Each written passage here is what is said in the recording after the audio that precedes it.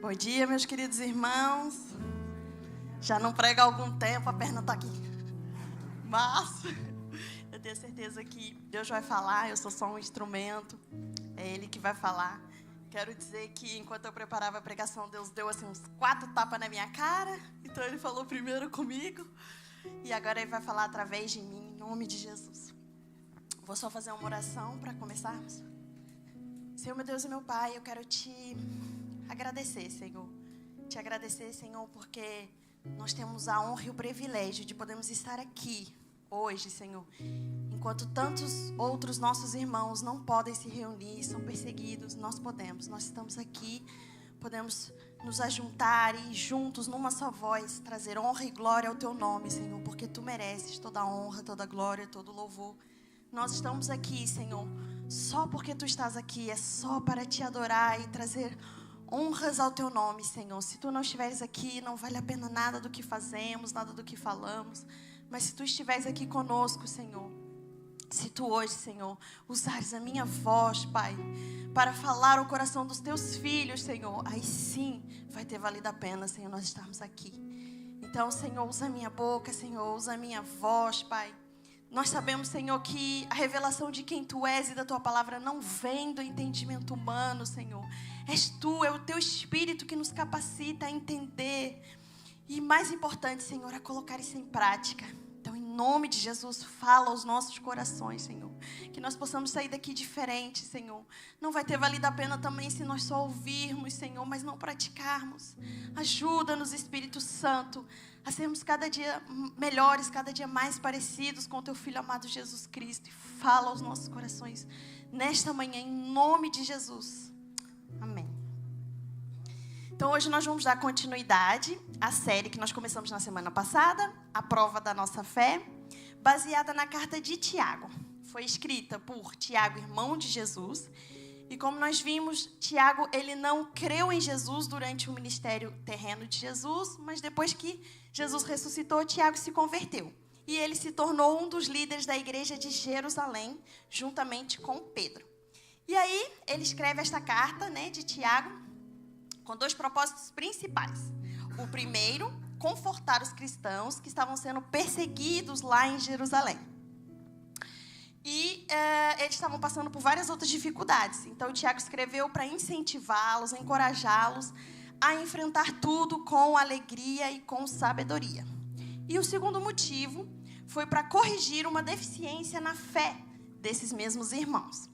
Porque muitos deles tinham um entendimento correto, que a salvação é pela graça e não por obras.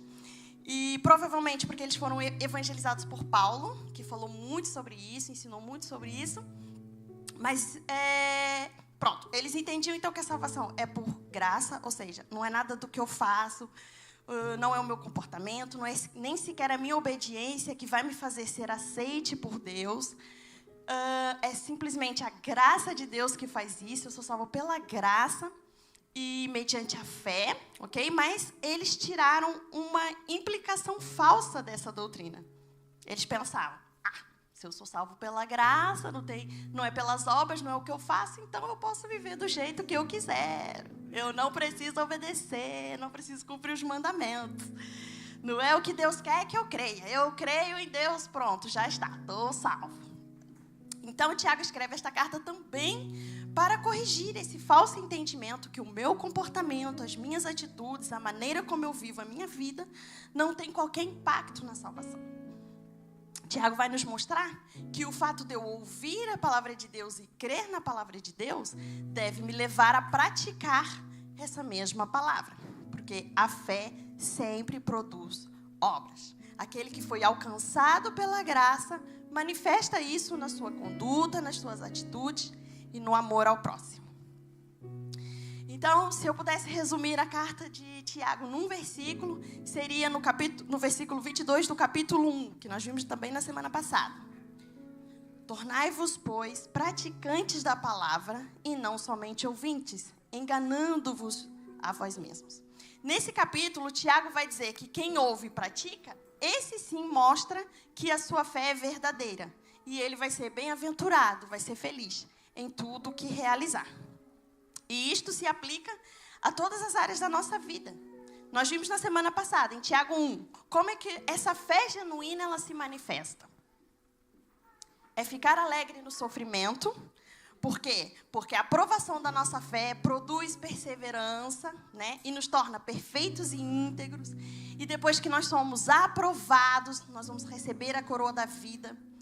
É depender de Deus e pedir sabedoria a Deus, mas sem duvidar, para não sermos como as ondas do mar. É lembrar que nossa vida é passageira, né? Então, se nós temos boas condições, se nós somos ricos, não podemos nos gloriar nisso. Vai ficar tudo aí. Mas que nos gloriemos na nossa condição de dignidade. É fugir da cobiça, porque ela nos atrai, nos seduz, e depois de haver concebido, dá luz ao pecado. E o pecado, uma vez consumado, gera a morte. É saber que tudo vem de Deus. Toda boa dádiva, todo dom perfeito vem do alto. Daquele em quem não há variação e nem sombra de mudança. Como é bom poder confiar nesse Deus, né? Como é seguro. E aí, no capítulo 1, Tiago vai dizer que aquele que se acha religioso, mas, por exemplo, não refreia a própria língua, está se enganando. A sua religião é vã, né? A verdadeira religião é visitar os órfãos e as viúvas nas suas dificuldades e se guardar das contaminações do mundo. Ou seja, um resumão é colocar a fé que nós proferimos, que nós professamos, em prática. É ter uma fé prática. Amém? Hoje nós vamos entrar no capítulo 2. E nós vamos ver mais 2 provas práticas da nossa fé. A primeira prova que nós vamos ver é ter um amor imparcial. Amar o próximo como a nós mesmos, independentemente das condições desse próximo. E a segunda prova que nós vamos ver é a prova das obras justas, ou das boas obras. Ou seja, eu provo que eu realmente tenho fé, não só por afirmar, por declarar que tenho fé, mas por praticar a justiça. As minhas obras mostram se eu realmente tenho fé ou não. Então, vamos lá. Nós vamos ler a primeira parte primeiro. Eu vou pedir para vocês lerem aqui comigo. Tiago 2, de 1 a 13. Vamos ler primeiro juntos. Coloquei para nós dúvida. Tiago 2, de 1 a 13.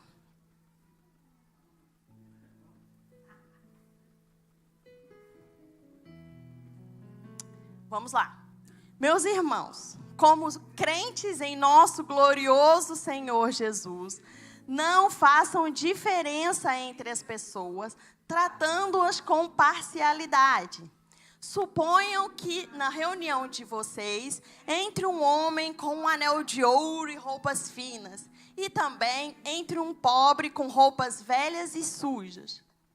Se vocês derem atenção especial ao homem que está vestido com roupas finas e disserem, aqui está um lugar apropriado para o Senhor, mas disserem ao pobre, você fique em pé ali, ou sente-se no chão, junto ao estrado onde eu ponho os meus pés.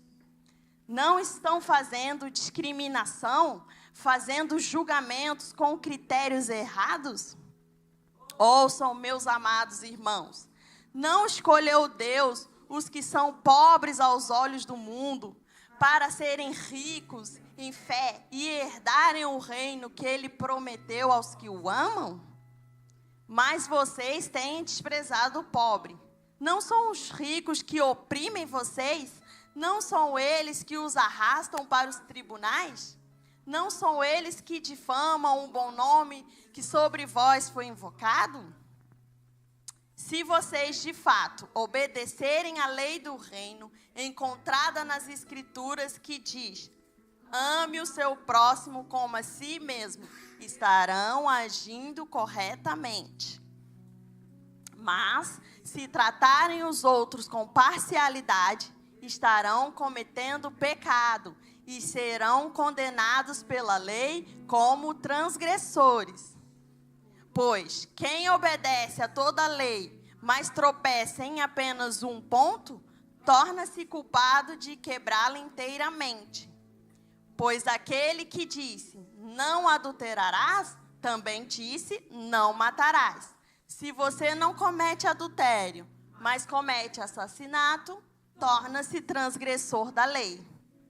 falem e ajam como quem vai ser julgado pela lei da liberdade, porque será exercido juízo sem misericórdia sobre quem não foi misericordioso. A misericórdia triunfa sobre o juízo. Nem preciso falar mais nada. Então, vamos lá. Primeira prova. A prova do amor imparcial.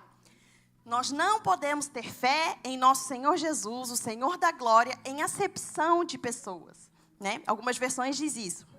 Se temos fé, o nosso amor tem que ser imparcial. Nós não podemos diferenciar as pessoas. E Tiago deu um exemplo prático que nós podemos trazer para os nossos dias de hoje. Imaginem que entra aqui na nossa igreja uma pessoa super bem vestida, roupa de marca, anelzão de ouro, e a gente consegue ver que é uma pessoa que tem muitas condições, uma pessoa rica. E também, no mesmo dia, entra uma pessoa com roupas mais humildes, e nós conseguimos perceber que é uma pessoa que não tem tantas condições. Aí nós vamos pegar e vamos dizer para o rico, ai, senta aqui na frente, tem um lugar de honra preparado para você, e vamos tratar ele super bem. E o pobre fica aí atrás, se não tiver lugar para você, senta aí no chão, não me importa. O que nós estamos fazendo? Acepção, né? Acepção significa exaltar alguém por motivos superficiais, como aparência, etnia, riqueza, posição ou classe social. E por que nós não podemos fazer acepção de pessoas? Tiago vai nos dar 5 motivos. Primeiro motivo, porque o próprio Cristo, que é o nosso exemplo, ele não fez acepção de pessoas. Ele não diferenciou ninguém. Olha só, na genealogia de Jesus, nós vemos pessoas nobres, mas nós também vemos pessoas que não eram nobres, né? Que eram até humildes, pessoas improváveis. Depois, ele escolheu nascer em Belém e crescer em Nazaré, que eram aldeias super humildes. Ele também ministrou em algumas aldeias que os líderes religiosos até desprezavam, consideravam mesmo podre. E ele se assentou com pobres e ricos, religiosos e pecadores, com doentes, com crianças, israelitas, gentios, enfim. Ele sempre mostrou imparcialidade. Não precisa abrir, mas eu vou ler aqui alguns versículos que comprovam isso. Mateus 22:16 diz assim: enviaram-lhes discípulos como os herodianos que lhe disseram: Mestre, sabemos que és íntegro e que ensinas o caminho de Deus conforme a verdade e que não te deixas influenciar por ninguém, porque não te prendes à aparência dos homens. Gálatas 3:28. Não há judeu nem grego, escravo nem livre, homem nem mulher, pois todos são um em Cristo Jesus. Provérbios 22:2. O rico e o pobre têm isto em comum: o Senhor é o Criador de ambos. Atos 10:34. Então Pedro começou a falar: agora percebo verdadeiramente que Deus não trata as pessoas com parcialidade. Romanos 2:11. Pois em Deus não há parcialidade. Então, o primeiro motivo porque nós não podemos fazer exceção de pessoas, porque o nosso exemplo, Jesus não fez. Segundo motivo, porque se nós fizermos essa distinção, essa discriminação, nós nos tornamos juízes perversos. Quando nós discriminamos, por exemplo, o pobre em relação ao rico, o que nós estamos mostrando? A verdadeira natureza do nosso coração, a natureza pecaminosa do nosso coração. Só revela isso. As intenções malignas por detrás desse pensamento, o nosso orgulho, o nosso egoísmo e a nossa falta de misericórdia. Terceiro motivo, porque a herança do reino de Deus está baseada na eleição soberana de Deus e não nos méritos humanos. Deus não escolheu os sábios, os nobres e os ricos para fazer parte do reino dele. Ele escolheu os que para este mundo são pobres. O mundo acha que eles são pobres, que nós somos pobres, mas na verdade nós é que somos os verdadeiros ricos, porque nós vamos herdar o reino de Deus. Paulo vai reforçar isso em 1 Coríntios 1, de 26 a 29. Não precisam abrir, eu leio aqui para vocês. Irmãos, pensem no que vocês eram quando foram chamados. Poucos eram sábios segundo os padrões humanos. Poucos eram poderosos. Poucos eram de nobre nascimento. Mas Deus escolheu o que para o mundo é loucura, para envergonhar os sábios. E escolheu o que para o mundo é fraqueza, para envergonhar o que é forte. Ele escolheu o que para o mundo é insignificante, desprezado e o que nada é, para reduzir a nada o que é, a fim de que ninguém se vanglorie diante dele. Então, se Deus escolheu o pobre, quem somos nós para menosprezá-lo, né? Às vezes queremos exaltar o rico, que até maltrata o pobre que Deus escolheu. Isso significa que Deus não salva os ricos, gente? Claro que não. Aqui está se tratando, o contexto é a condição do coração. O rico que confia no Senhor e não na sua riqueza vai ser salvo. E o pobre que confia em si mesmo e não no Senhor não vai ser salvo. São os pobres de espírito que verão a Deus. Quem reconhece que nada é, que nada pode fazer, que não pode alcançar a salvação por si mesmo, esse é que verá a Deus e que será salvo. Amém? Vamos recapitular. Primeiro motivo, que nós não podemos fazer exceção, porque Jesus não faz, o nosso modelo. Segundo motivo, porque nós nos tornamos juízes perversos. Terceiro motivo, porque a herança do reino de Deus não tem a ver com méritos humanos. Certo? Quarto motivo, fazer acepção de pessoas é pecado. É transgressão da lei. E se nós transgredirmos num ponto, nós vamos ser culpados de toda a lei. Então, nós vimos ali, Tiago, ele deu 2 exemplos de leis de Deus. Ele disse, está escrito, não matarás e não adulterarás. Mas se você cumpre um, mas não cumpre o outro, você quebrou a lei, você é culpado de ter quebrado a lei. Né? Isso acontece nas leis de Deus, mas também é assim em relação às leis civis, porque elas até se basearam nas leis de Deus. Vou dar um exemplo para vocês entenderem. Imagina que eu vou ali e assalto um banco. E fui apanhada, a polícia me pegou. Aí eu estou no dia do meu julgamento. Será que eu vou poder chegar diante do juiz e dizer, ai, calma lá, juiz, é verdade, eu assaltei o banco, ok. Mas eu nunca matei ninguém, você não pode me prender. Eu pago os meus impostos, eu cumpro as leis de trânsito. Por que você vai me prender só porque eu assaltei um banco?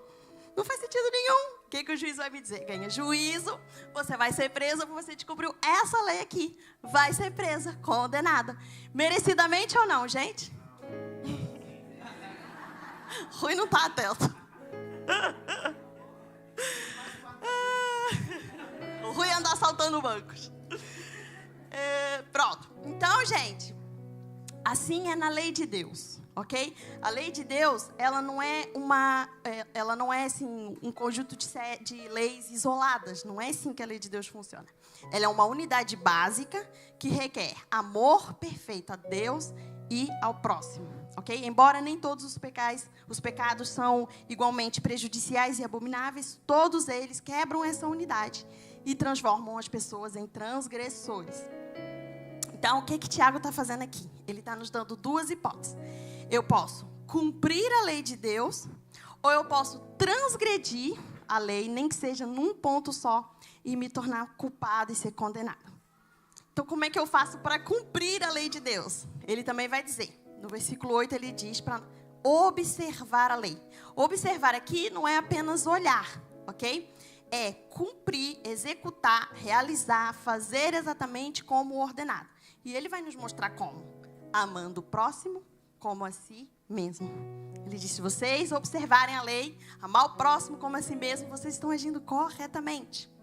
E foi exatamente o que Jesus nos ensinou, certo? Jesus resumiu toda a lei e os profetas em 2 mandamentos. Amarás a Deus acima de todas as coisas, com toda a tua força, teu entendimento, com tudo. E amarás o teu próximo como a ti mesmo. Se vocês fizerem essas 2 coisas, vocês estão fazendo toda a lei, está cumprindo tudo. Certo? E é qualquer próximo. Independente do próximo. Não é só o próximo que eu gosto. Só para lembrar. Amar é tratar as pessoas como Deus nos trata. Ok? Pronto. 5º motivo pelo qual eu não posso fazer exceção de pessoas. Nós seremos julgados pela lei da liberdade. Nós vimos ali que ele diz que é para falarmos e procedermos de tal maneira como aqueles que hão de ser julgados pela lei da liberdade. Porque nós vimos, essa lei vai condenar quem transgride, nem que seja um ponto só, né, quem não crê em Jesus, mas ela é lei de liberdade para quem crê em Jesus. Por quê? Porque quem crê em Jesus é liberto da escravidão do pecado e é capacitado para cumprir essa lei. Ok? E aí ele vai dizer, o juízo vai ser sem misericórdia para os que não usarem de misericórdia. Porque quem não usa de misericórdia, quem não é misericordioso, só está mostrando que nunca foi alcançado pela grande misericórdia de Deus. Mas aí ele diz, mas a misericórdia triunfa sobre o juízo. O que isso quer dizer, gente? Essa parte é muito importante. Foca. Nós todos éramos transgressores da lei. Todos pecaram e foram destituídos, separados da presença de Deus. Não havia um justo sequer. Vamos voltar lá no meu exemplo. Mesmo que eu fale apenas um, porque eu posso dizer, ai, mas eu não cabo aí porque eu sou uma boa pessoa. Eu ajudo as outras pessoas, eu faço caridade, certo? Eu sou muito bonzinho, faço muitas coisas boas.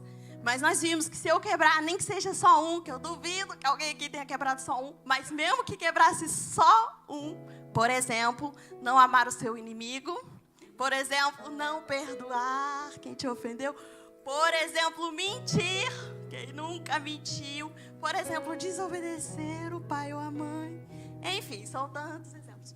Mas se eu quebrei só um, eu sou merecidamente condenada, porque eu sou transgressora da lei, da unidade da lei, certo? Então não havia um justo sequer, um. Mas a misericórdia triunfou sobre o juízo. Por quê? Porque esse justo juiz que tinha que condenar o pecado, porque eu era realmente transgressora, o que ele faz? Como é que ele resolve esse dilema? Eu sou justo, eu tenho que condenar, mas eu sou misericordioso, eu sou bom, eu quero perdoar. Como é que ele resolve esse dilema? Jesus Cristo. Jesus veio e se entregou por nós. Ele pagou a nossa dívida. Ele entrou no nosso lugar, se fez o transgressor por nós e pagou a dívida, foi condenado para que eu pudesse ser livre. No meu exemplo, é como se alguém, um advogado do Neida, chegasse... 100 milhões de euros sua fiança? Eu pago, toma. Só que ele não pagou com 100 milhões de euros. Ele pagou com a sua própria vida. E só um justo poderia me substituir, poderia pagar a minha fiança. Porque imagina que chegava outro criminoso lá no meu e falava, não, deixa que eu pago. O juiz ia falar, vai ser condenada. Ela que roubou o banco e você que é outro criminoso, fez outro crime. Vão os dois serem condenados. Eu não podia pagar o preço por você, você não podia pagar por mim, ninguém aqui podia pagar por ninguém. Só um justo, alguém que nunca transgrediu a lei, poderia chegar e pagar a nossa dívida, pagar a nossa fiança. Foi exatamente o que Jesus fez. O Filho de Deus foi condenado em nosso lugar. Pagou a dívida que nós tínhamos perante esse justo juiz. O único que poderia fazer isso, porque nunca transgrediu. Pagou a nossa dívida com a sua própria vida. Colossenses 2, de 13 a 15, diz assim. E a vós outros, que estáveis mortos pelas vossas transgressões e pela incircuncisão da vossa carne, vos deu vida juntamente com ele, perdoando todos os nossos delitos, tendo cancelado o escrito de dívida que era contra nós e que constava de ordenança, o qual nos era prejudicial. Removeu inteiramente, encravando na cruz e despojando os principados e potestades, publicamente os expôs ao desprezo, triunfando deles na cruz. Então, a misericórdia triunfou sobre o juízo para aquele que crê em Jesus. Amém? Qual é o resumo dessa primeira parte? Nós fomos salvos pela obra de Jesus. Foi porque Ele foi justo, santo, nunca cometeu pecado e morreu no meu lugar. É por isso que eu sou salvo. Pela graça, é um favor imerecido. Não é por mérito, não é por nada que eu faça. Mas as nossas atitudes evidenciam a nossa fé. Eu não posso conquistar a salvação por nada que eu faça. Mas eu posso provar que realmente sou salvo, mostrando em ação a minha fé. Amém? Porque a maneira como eu trato e me comporto com as pessoas indica o que eu realmente creio sobre Deus. Podemos testar a nossa fé pela maneira como tratamos as pessoas. E, portanto, uma prova da minha fé é o amor imparcial. Não tratar as pessoas de forma diferente. Um amor sem distinção. Percebemos a primeira parte? Então, bora para a segunda. Vamos ver a segunda prova da nossa fé. Tiago 2, de 14 a 26. Vamos ler juntos também?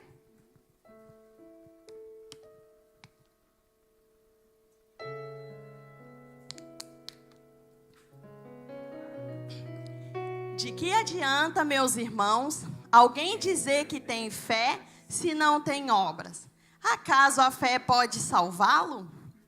Se um irmão ou irmã estiver necessitando de roupas e de alimento de cada dia, e um de vocês lhes disser: vá em paz, aqueça-se e alimente-se até satisfazer-se, sem, porém, lhe dar nada, do que adianta isso?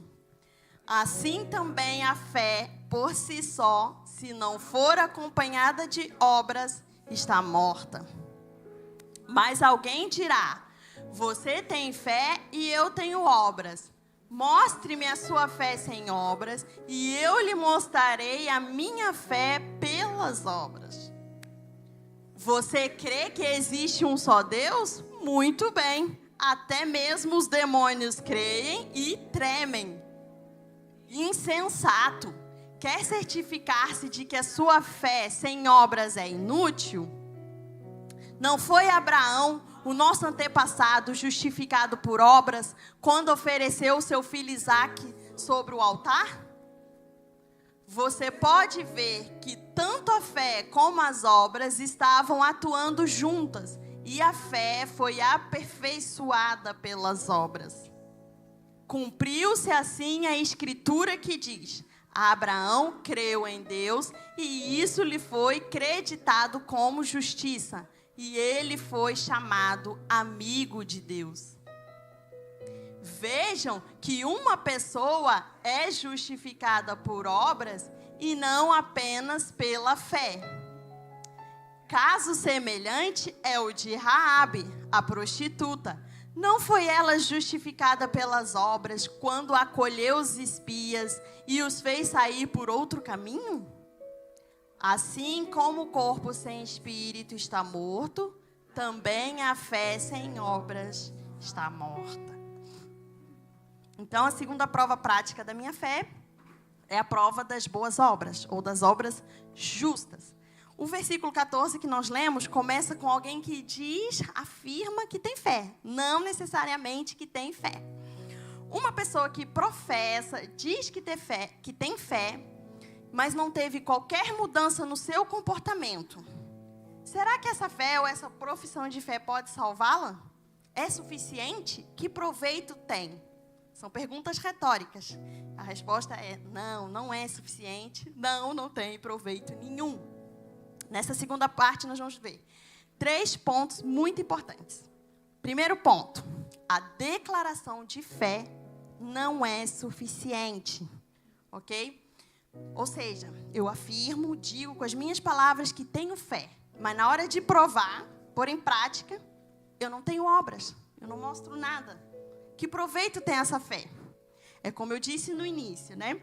Muitas pessoas lá de Jerusalém, da igreja lá de Tiago, elas tinham o entendimento que se eu não sou salvo pelas obras, então posso viver de qualquer jeito, não tem problema, não preciso obedecer, não preciso fazer nada, porque é totalmente irrelevante para a minha salvação. Mas, hoje em dia, em muitas igrejas ainda temos pessoas com esse pensamento, que pensam: eu vou na igreja todo domingo, eu nasci na igreja, atenção, claro que eu sou salvo. Eu tenho fé, eu creio em Jesus, eu estou salvo. Mas não teve qualquer mudança no seu comportamento. Esse tipo de pessoas crê na verdade, mas não é transformado pela verdade. A verdade chegou na mente, mas não desceu para o coração. Agora, a profissão, a declaração de fé não é o problema. Jesus, ele disse: aquele que me confessar diante dos homens, eu vou confessá-lo diante do Pai. Paulo também disse: se vocês crerem no vosso coração e com a vossa boca confessarem que Jesus ressuscitou dos mortos, vocês vão ser salvos. A profissão de fé, ela é necessária. O problema é que nós reduzimos, acharmos que a nossa vida cristã se resume a essa profissão de fé. Basta eu crer que eu estou salvo. Ok? Então, a profissão de fé tem que acontecer, mas ela é posterior à regeneração que é feita no coração. Ela é a manifestação externa de algo que já aconteceu dentro e se traduz em boas obras. A declaração de fé em Jesus, que não é acompanhada de obras, é inútil para a salvação. Na verdade, essa pessoa nunca foi convertida. Ela é tão inútil quanto as palavras de encorajamento para uma pessoa que está necessitada, desacompanhada de uma ajuda prática. Que foi o exemplo prático que Tiago deu também, que nós podemos usar nos nossos dias de hoje. Chega alguém aqui em mim e diz, nossa, estou com muita fome, estou passando fome, estou passando frio, estou passando muitas dificuldades. E aí eu vou falar para essa pessoa, é? Eu vou orar por você, vem cá. Receba. Agora você vai lá e se vira, come o que você achar por aí, se veste, dá seu jeito, que eu não tenho nada com isso, tchau. Mas Deus te abençoe, vai, amém. Vai em paz. Que proveito tem isso? O que adiantou a minha oração? Certo? Por isso é que o texto vai dizer que a fé sem obras é morta. Assim como as palavras de compaixão sem os atos de compaixão. É vazio, é uma falsa compaixão. Lembrando que no dia em que eu estiver de frente a frente, tete a tete com Jesus, ou Ele vai me dizer, entra bendita, vem para o meu reino, porque eu tive fome, você me deu o que comer, eu tive sede, você me deu o que beber, eu passei frio, você me vestiu. Foi Jesus, quando que eu fiz isso? Estou lembrada. Quando você fez a qualquer um dos meus pequeninos. Ou então eu vou ouvir, não te conheço, afasta-te de mim. Vai para a condenação, porque eu tive fome e você não me deu o que comer. Eu tive sede e você não me deu o que beber. Eu fiquei doente e você não me visitou. Quando que eu fiz isso? Quando você não fez a qualquer um dos meus pequeninos. Segundo ponto importante que nós vamos ver. As boas obras ou as obras de justiça são a prova da minha fé verdadeira. Ok? No versículo 18, Tiago faz um desafio às pessoas que pensam que basta declarar que tem fé. Basicamente, ele está dizendo assim, olha, então me mostra a sua fé sem obras. Vai, me mostra que eu quero ver. Mas como eu quero ver se é real? Como que as pessoas vão mostrar se elas não têm atitudes, não têm comportamentos? Né? Como é que elas vão conseguir provar a fé delas? Em compensação, ele diz assim, pois eu vou te mostrar a minha fé através das minhas obras. Augusto Nicodemos, ele dá um exemplo interessante. Ele diz assim, eu não consigo, quando eu olho para uma árvore, eu não consigo ver a seiva, né, dentro da árvore. Mas se a árvore tem fruto, pelo fruto eu consigo ver que existe uma seiva. A seiva está lá dentro. Por quê? Porque a árvore está dando fruto, a árvore está viva. É exatamente assim em relação à fé. As obras são uma demonstração concreta da realidade da fé. Então, a fé vem primeiro. Primeiro eu creio em Jesus, eu sou convertido dos meus maus caminhos. Eu passo a ser morada do Espírito. Esse Espírito me transforma, muda a minha mente, a minha realidade. E muda os meus comportamentos, a minha forma de viver. E aí eu começo a demonstrar essa fé através das minhas obras de justiça. Não basta crer em Deus. Crês tu em Deus? Parabéns. Tiago está dizendo, muito bem, parabéns. Os demônios também creem e tremem. Crer que existe só um Deus é o básico da fé judaica. E crer que existe só um Deus e que Jesus é o seu Filho e Salvador é o básico da fé cristã. Mas isso não é suficiente. Nós vemos nos evangelhos que os demônios reconheceram Jesus. Eles disseram, tu és o Filho de Deus. O que você está fazendo aqui? Você veio nos atormentar?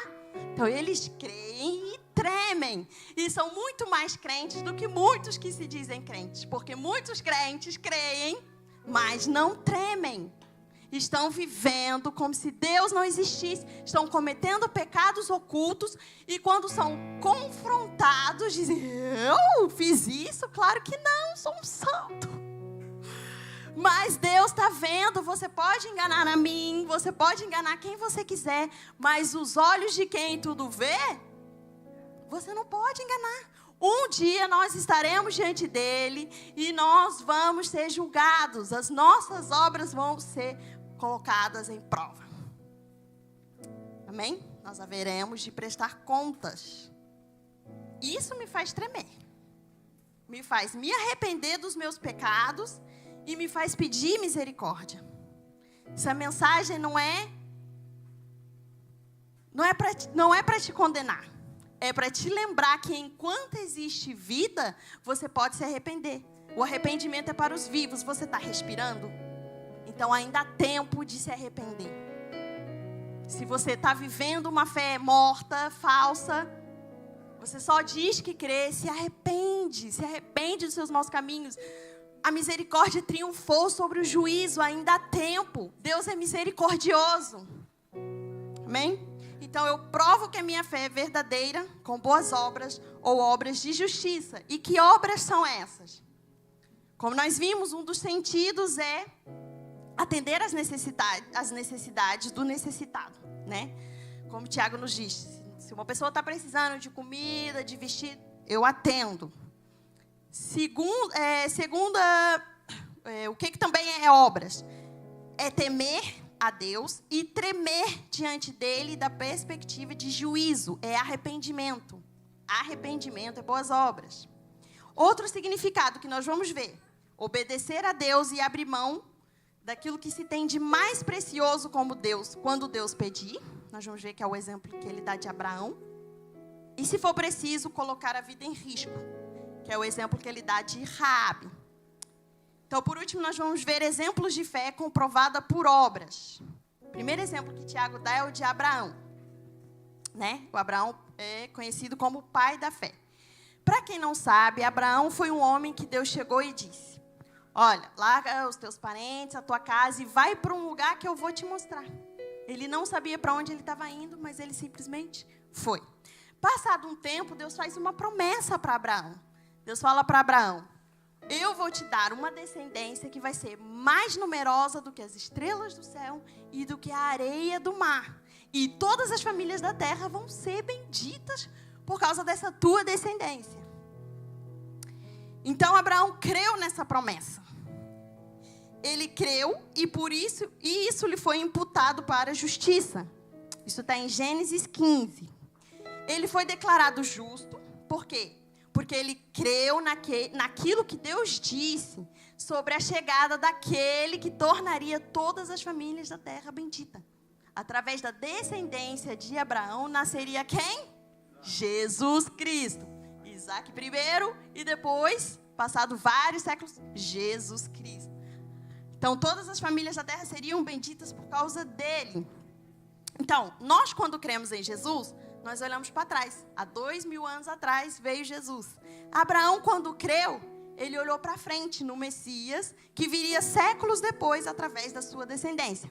É a mesma fé, mas em sentidos opostos. Aí, gente, Deus prometeu que ele teria uma descendência, só que Abraão era velho, Sara era velha, e além de velha, era infértil. Pensa bem. Mas Deus prometeu e Abraão creu. E vários anos depois, realmente, Abraão e Sara tiveram Isaac. Passados uns anos, depois de tanto tempo esperando pelo cumprimento da promessa, o que Deus faz? Chega em Abraão e diz: pois é, Abraão, vou precisar que você me sacrifique o seu filho. E o que Abraão faz? Ele vai lá, vai para o monte, arma a fogueira, coloca a lenha, coloca Isaac e está pronto para sacrificar Isaac. Quando ele ouve lá do alto céu, uma voz que diz: não estendas a mão contra o menino e não lhe faças nenhum mal, porque agora eu sei que você teme a Deus, porquanto não me negaste o teu filho, o teu único filho. Então, isso está no capítulo, em Gênesis 22. Abraão creu em Jesus lá em Gênesis 15 e Abraão obedeceu a Deus em Gênesis 22. Então, a fé que Abraão teve no capítulo 15 é justificada, aprovada no capítulo 22, pela obra de renúncia e obediência a Deus. Abraão deu para Deus, ou estava pronto para dar, aquilo que era mais precioso, que ele esperou tanto, que ele sonhou tanto, e sem questionar as obras, comprovando a fé. Abraão creu, e porque ele creu, ele obedeceu. E ele foi chamado amigo de Deus. Foi por causa da obediência. Aí, a gente pode ficar um pouco confuso aqui com o versículo 24, né? Que Tiago diz assim: verificais que uma pessoa é justificada por obras e não por fé somente. Mas Abraão, pela fé, foi justificado diante de Deus. E pelas obras, ele foi justificado diante dos homens. A sua justiça foi demonstrada. Numa visão superficial, pode parecer que Tiago está contradizendo Paulo. Porque Paulo disse em Efésios 2:8 que nós somos salvos pela graça e não por obras, né? Pode parecer uma contradição. E em Gálatas 2:16, Paulo diz: sabendo que o homem não é justificado pelas obras da lei, mas pela fé em Cristo Jesus. Só que, vamos lá esclarecer, as obras que Paulo está falando não são as mesmas obras que Tiago está falando. As de Paulo são obras com o objetivo de ganhar a salvação, ter mérito diante de Deus para obter a salvação. Tiago já está falando das obras de alguém que já ganhou a salvação sem mérito, sem obras, mas que demonstra isso com as suas obras. Da mesma forma, a fé que Tiago condena aqui é uma fé desacompanhada de obras, não é a mesma fé que Paulo recomenda. Paulo está falando da verdadeira fé, que vem acompanhada de transformação. Então, resumindo essa parte, Paulo olha para a causa da salvação e fala de fé. Tiago olha para a consequência da salvação e fala de obras. Ok? As escrituras, num todo, elas combatem esses dois extremos. Aqueles que acham que se forem bonzinhos, fizerem tudo certinho, forem muito santinhos, vão ser salvos, né? Tem quem acha que até tem um cantinho para ele lá no céu. E aqueles que acham, que isso? Eu sou salva pela graça, não é o que eu faço, gente. Não preciso viver as leis de Deus, eu posso viver do jeito que eu quiser. Você salvo na mesma, Deus é amor. As escrituras combatem esses dois extremos. Então, nós não somos salvos pelas obras, mas também não somos salvos sem elas. É um pacote só. A fé salvadora vem acompanhada de amor e boas obras. A fé verdadeira não vem isolada, vem junto com essa fé. Mudança de vida, disposição de servir a Deus, amor ao próximo, temor de pecar, capacidade para renúncia e obediência. Ok? Deus pode ver a nossa fé, mas os homens só podem ver as nossas obras. Entenderam o exemplo de Abraão? Vamos para o exemplo de Raabe. Então, primeiro, Tiago dá o exemplo de Abraão, o pai da fé. Depois, ele dá o exemplo de Raabe, uma personagem relativamente insignificante, sem qualquer destaque, comparado com tantos personagens que ele poderia ter usado, tantos homens e mulheres de muita fé. Eu vou usar Raabe, vou falar de Raabe. Raabe era uma meretriz que morava em Jericó, e ela recebeu 2 mensageiros que foram lá levantar a inteligência militar a mando de Josué, que estava ali para invadir e conquistar a terra. Curiosamente, ela afirma que conhece Deus e que ela ouviu falar sobre o que Deus tinha feito ali ao redor. Ela era uma pagã cananeia, prostituta, mas creu no Deus dos espias e provou que a sua fé era verdadeira ao arriscar a própria vida escondendo aqueles mensageiros emissários de Deus. É interessante que Tiago cita primeiro Abraão, personagem mais importante do Antigo Testamento, né, quando se pensa na história da redenção. Ele é o pai da fé, foi através da descendência dele que aconteceu tudo, né, que Jesus nasceu, enfim. E depois ele cita Raabe, aparentemente sem relevância. Por quê? Para mostrar precisamente que não tem diferença, não há acepção, não há distinção, quer se trate de Abraão, quer se trate de Raabe, quer se trate de mim, quer se trate de você, o princípio é o mesmo. A fé sem obras é morta.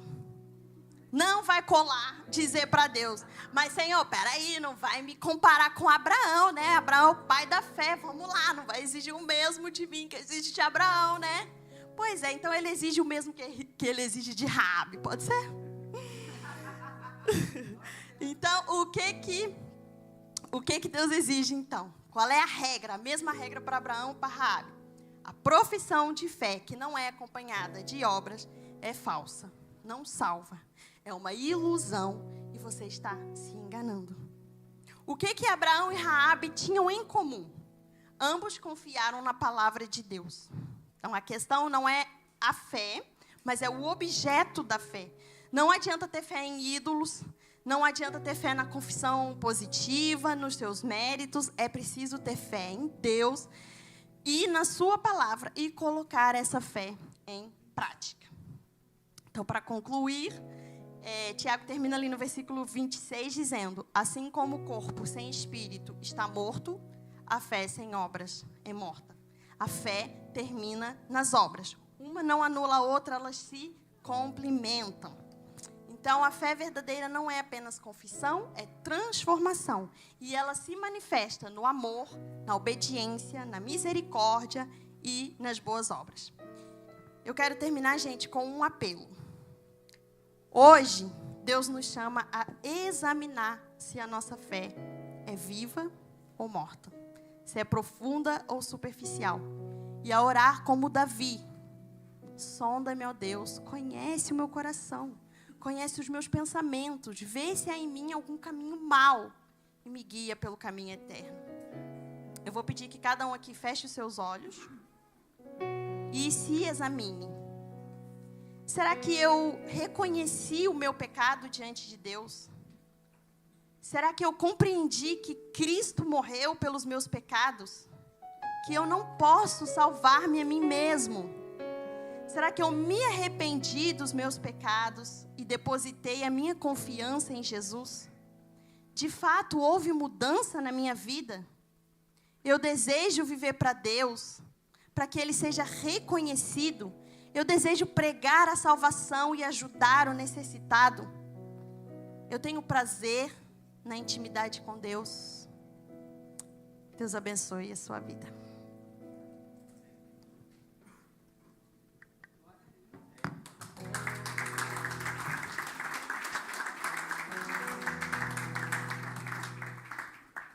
Glória a Deus, meus queridos. Obrigado, Débora.